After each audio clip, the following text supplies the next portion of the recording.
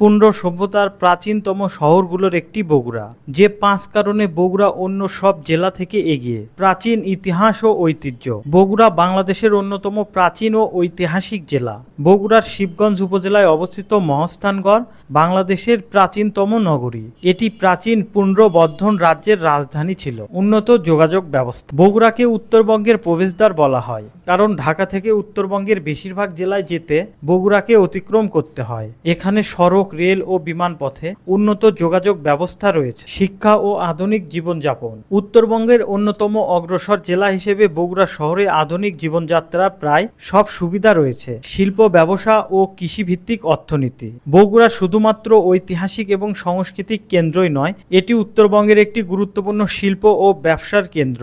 বিখ্যাত খাবার এবং দর্শনীয় স্থান সমূহ। বগুড়ার নাম শুনলে যে কথাটি সবার মাথায় আসে সেটা হলো বগুড়ার দই এবং মহাস্থানগড়।